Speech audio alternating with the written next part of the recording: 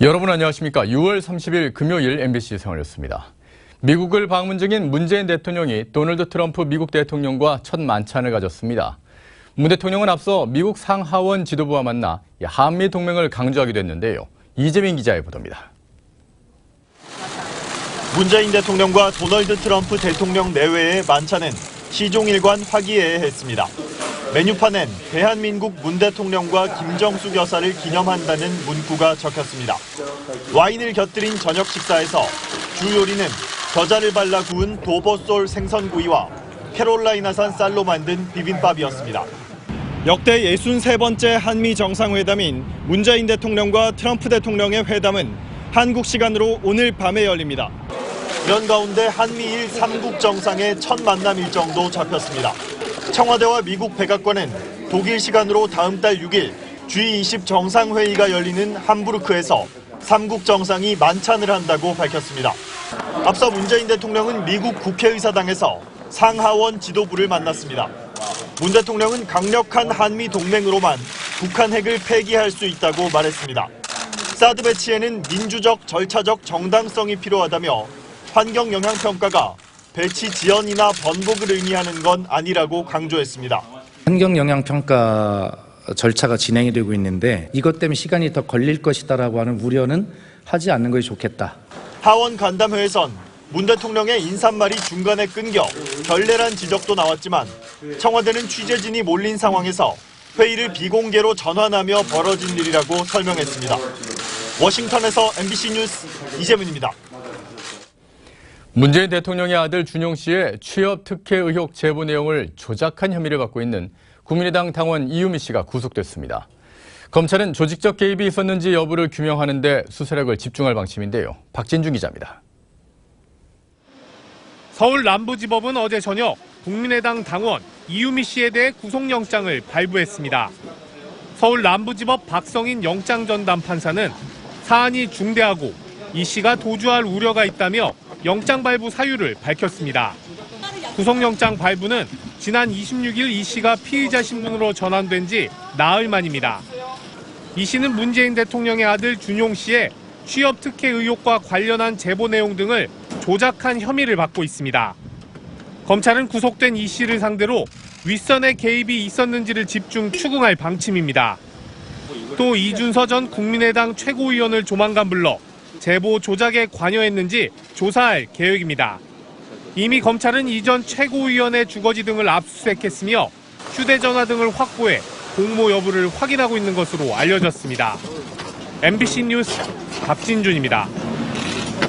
이번 국민의당의 제보 조작 사건과 관련해 폭로 기자회견 전 당시 선대위원장이었던 박지원 전 원내대표에게 관련 내용이 문자 메시지를 보내줬다는 주장이 나왔습니다. 박 전 원내대표는 당시에 이 메시지를 확인하지 못했다고 밝혔습니다. 박세영 기자입니다. 지난 5월 5일 국민의당 기자회견 나흘 전 이준서 전 최고위원이 박지원 당시 선거대책위원장에게 문자 메시지를 보냈습니다. 문제의 문준용 씨 의혹 관련 제보 조작과 관련이 있는 내용으로 당 진상조사단은 보고 있습니다. 이준서 씨가 박지원 전 대표에게 5월 1일에 바이버로 문자를 보내가지고 조언을 구한 일이 있다. 그러나 박 전 원내대표는 가지고 다니지 않던 휴대전화로 메시지가 보내져 확인하지 못했다고 밝힌 것으로 전해졌습니다. 국민의당 자체 진상조사가 이처럼 윗선의 사전인지 여부에 집중되고 있는 가운데 안철수 전 대표 책임론도 커지고 있습니다. 김태일 혁신위원장은 안 전 대표가 대선 후보였던 만큼 직접 책임을 져야 한다며 사퇴 수습을 압박했습니다. 그러나 안 전 대표는 침묵했습니다. 더불어민주당은 국정원 댓글 사건과 유사하다. 국민의 선거에 개입한 것이라며 공세 수위를 높였습니다. MBC 뉴스 박세암입니다. 조대엽 고용노동부 장관 후보자에 대한 인사청문회가 잠시 뒤에 열립니다. 어제 치열한 논문 표절 공방을 벌였던 김상곤 부총리 겸 교육부 장관 후보자에 대한 인사청문회도 곧 속개됩니다. 김민창 기자입니다. 조대엽 고용노동부 장관 후보자의 인사청문회에선 음주운전 거짓 해명 논란과 함께 교수 시절 사회이사를 불법 겸짓했다는 의혹이 최대 쟁점이 될 것으로 보입니다. 사회이사 재직업체가 수천만 원에 이르는 직원 임금을 체불한 것에 대한 야당의 공세도 예상됩니다. 당초 어제 하루 예정돼 있었던 김상곤 후보자의 인사청문회도 잠시 뒤에 속개됩니다. 어제 하루로 끝낼 예정이었지만 야당이 교육부의 자료 제출 지연에 항의하면서 청문회가 오늘 새벽 정해됐습니다. 청문회에선 논문 표절 공방이 치열했습니다. 그대로 다 베꼈어요. 이게 번역서지 이게 논문입니까? 출처 표시 없습니다. 부족한 부분이 없지 않아 있습니다. 그러나 당시의 기준과 관행으로 보면은 전혀 잘못된 부분이 없다라고. 이념 편향성 문제를 놓고는 고성도 오갔습니다. 솔직하게 얘기를 하셔야 됩니다. 나는 사회주의자라고. 반성할 줄 알고 사과할 줄 알아야지.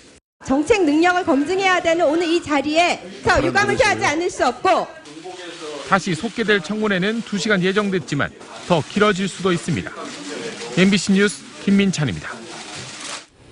어제가 내년도 최저임금을 결정해야 하는 법정 심의 기한이었습니다.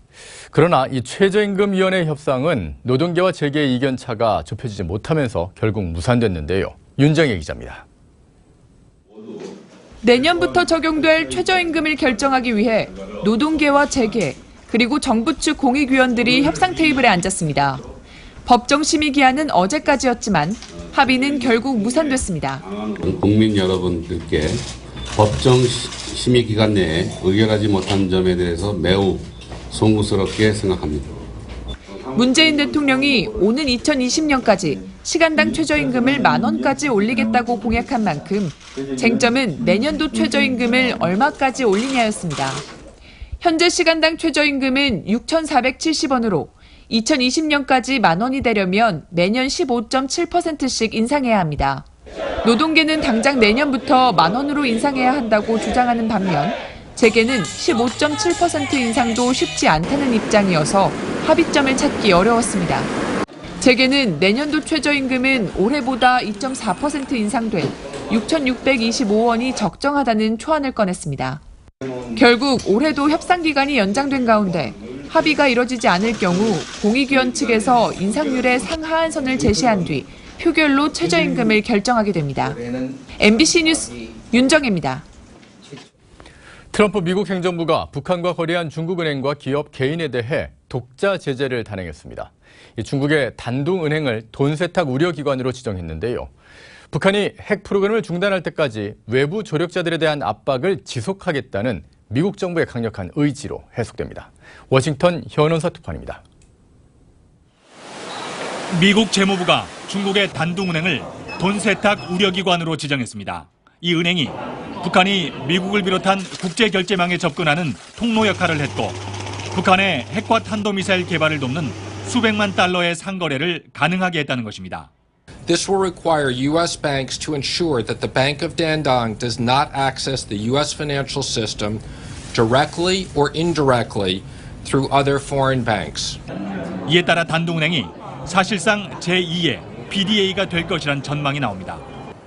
미국은 지난 2005년 마카오 방코델타 아시아은행에 북한 정권 계좌를 동결해 제3국과의 거래 중단을 유도함으로써 북한을 전방위로 압박한 바 있습니다. 재무부는 또 북한의 불법 거래를 도운 혐의로 중국인 2명과 다른 국제 해운을 제재 리스트에 올렸습니다.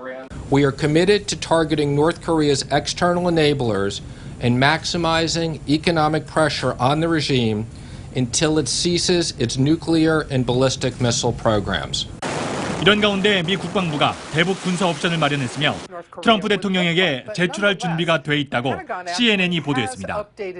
CNN은 군사 옵션은 북한이 지하에서 핵 또는 탄도미사일 시험을 강행할 경우 제출될 것이라고 전했습니다.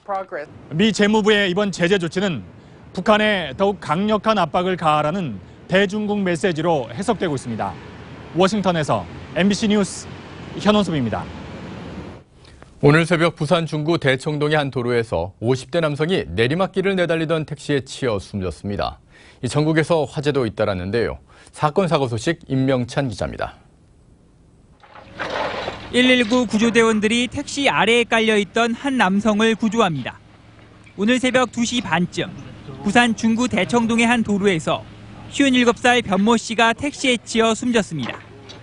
경찰은 58살 진모 씨가 몰던 택시가 내리막길을 달리던 중 변 씨를 미처 발견하지 못해 사고가 난 것으로 보고 있습니다. 경찰 관계자는 차량 블랙박스를 확보해 정확한 사고 원인을 조사 중이라고 밝혔습니다. 앞서 오늘 새벽 0시 반쯤에는 서울 중랑구의 한 의류 봉제 작업장에서 불이 났습니다. 불은 건물 50제곱미터와 컴퓨터 등 집기류 일부를 태워 소방서 추산 500만 원의 재산 피해를 냈습니다. 어젯밤 11시쯤에는 전북 전주시 완산구의 한 고물상에서 불이 나 1,200만 원의 재산 피해를 냈고 저녁 6시쯤에는 경남 창원의 한 사찰에서 불이 나 법당과 사찰 집기류 등을 태워 1,100만 원의 재산 피해가 났습니다. MBC 뉴스 임명찬입니다.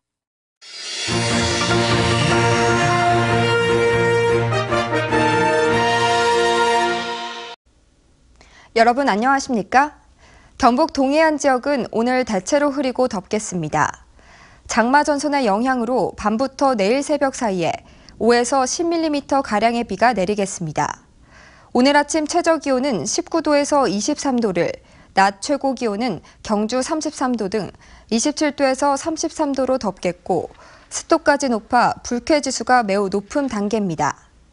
당분간 동해상에는 안개가 끼겠고 바다의 물결은 0.5에서 1.5m로 일겠습니다. 포항의 한 여고생이 1년 넘도록 동급생으로부터 폭력에 시달렸지만 학교 측은 수수방관했습니다. 학생을 극단적인 선택으로 내몬 폭력과 학교의 무대책은 경찰 수사로 전모가 드러났습니다. 박상환 기자가 보도합니다. 포항의 한 사립고등학교. 이 학교에 다니는 2학년 A양은 지난 1년 동안 동급생 8명으로부터 학교 폭력에 시달린 것으로 확인됐습니다. 애들한테 따돌림을 당하면서 언어폭력 또는 SNS상으로 폭력을 계속 당하면서 1년 정도의 시간 동안 폭력을 당했는데 욕도 학생들이 욕도 하고 놀리기도 하고 했는데 그걸 이제 방치를 하고 있었던 거죠. 피해 학생은 상담을 신청해 학교 폭력을 수차례 알렸지만 담임교사는 별다른 조치를 취하지 않았습니다. 결국 피해 학생은 2번이나 스스로 바다에 뛰어드는 등 극단적인 선택을 했습니다. 학교 폭력의 심각성을 인지한 경찰은 수사에 나섰으며 4명을 기소 의견으로 검찰에 송치했습니다. 학교 측은 피해 학생의 극단적인 선택이 있고 나서야 학교폭력대책위원회를 열었습니다.